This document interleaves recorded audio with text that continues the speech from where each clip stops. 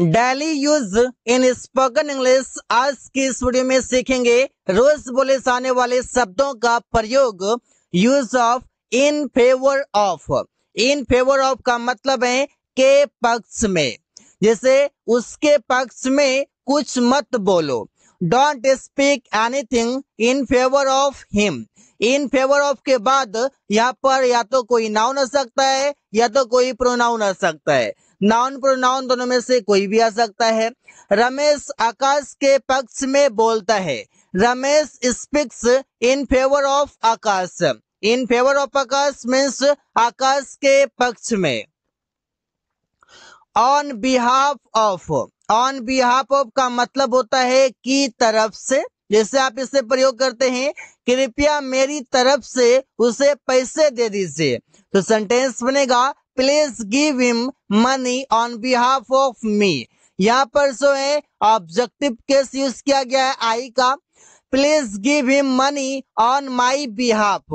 आप माई बिहाफ भी कर सकते हैं या ऑन बिहाफ ऑफ मी भी कर सकते हैं, जैसा आप कंफर्टेबल लगे वैसा आप यूज इसे कर सकते हैं। कृपया मेरी तरफ से उसे सॉरी कह दीजिए। प्लीज से sorry to him on behalf of me. On behalf of me मेरी तरफ से। प्लीज से sorry to him on my behalf.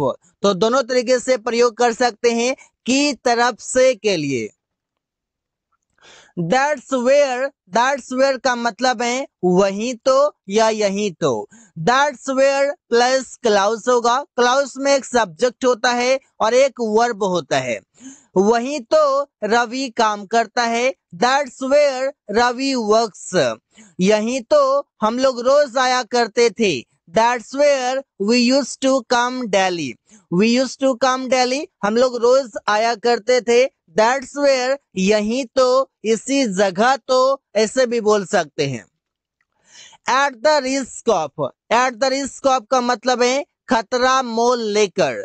जैसे उसने अपनी जिंदगी का खतरा मोल लेकर मेरा मदद किया। He helped me at the risk of his life.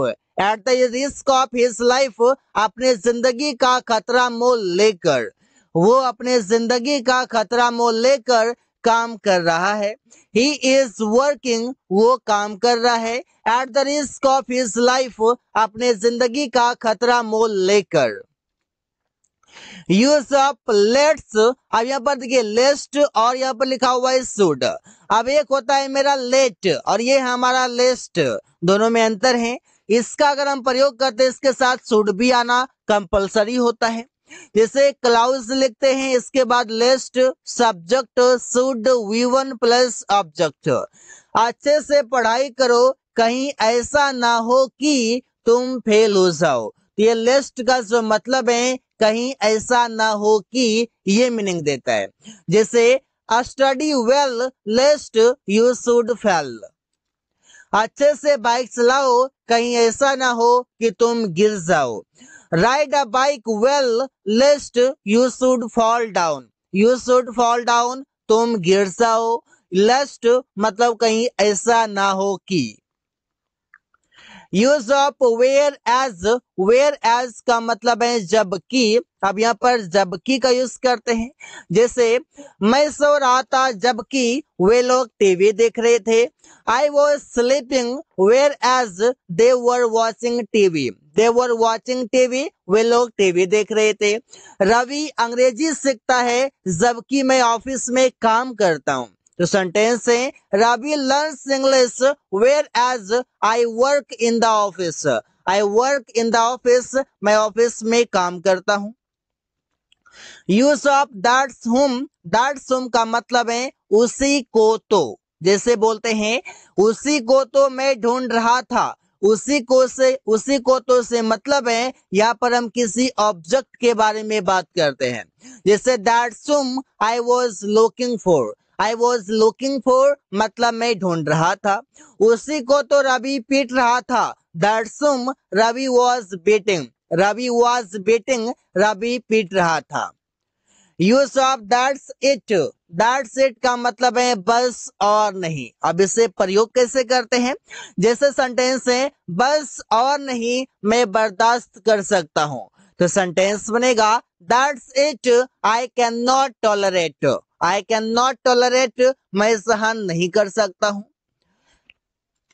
बस और नहीं धन्यवाद, जब आप कोई स्पीच देते हैं, जब आप कन्वर्सेशन करते हैं, उस बीच में जब आप अपने बात को समाप्त करते हैं, बोलते हैं बस और नहीं धन्यवाद। तो इंग्लिश में बोलते हैं that's it, thank you. Use of get used to, get used to का मतलब है आदी हो रहा था। जैसे सेंटेंस होगा मेरा भाई कार चलाने का आदी हो रहा था। My brother was getting used to driving a car, वो शराब पीने का आदी हो रहा था। He was getting used to drinking wine, he was getting used to drinking wine, वो शराब पीने का आदी हो रहा था। यूज टू हैव का मतलब है पास हुआ करता था, कोई भी चीजें पास हुआ करता था। जैसे उसके पास बहुत सारे पैसे हुआ करता था। He used to have a lot of money, a lot of का मतलब है बहुत या बहुत सारे। अमन के पास एक कार हुआ करता था। Aman used to have a car, Aman used to have a car, Aman के पास एक कार हुआ करता था। आपके पास हुआ करता था, उसके पास हुआ करता था, हम लोगों के पास हुआ करता था, उन लोगों के पास हुआ करता था। तो आप सब्जेक्ट चेंज करके भी बना सकते हैं। यूज ऑफ अ फ्यू का मतलब है कुछ या थोड़े। जिसे हम बोलते हैं कुछ लोगों ने अपना काम पूरा किया, तो कुछ लोगों ने, जैसे a few people have done their work। यहाँ पर a few से मतलब है कुछ, और a few के बाद जो भी नाउन आएगा वो होगा plural.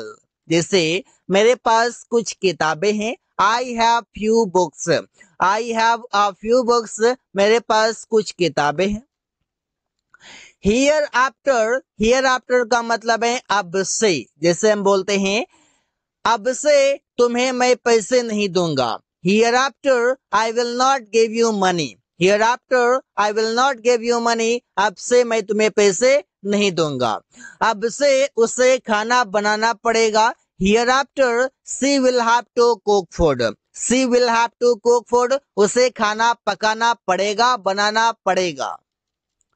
Use of supposed to be का मतलब है उम्मीद है कोई भी काम किए जाने की, कोई काम करने की। जैसे उम्मीद है कि रिया खाना पका रही होगी, तो सेंटेंस है Riya is supposed to be cooking food, उम्मीद है कि रिया खाना पका रही होगी। उम्मीद है कि वे लोग ट्रेन से जा रहे होंगे। They are supposed to be going by train. या पर आप प्रेजेंट में संभावना बताते हैं, एक्सपेक्टेशन लगाते हैं, उम्मीद है, संभावना है, अनुमान है, ऐसा बोल सकते हैं।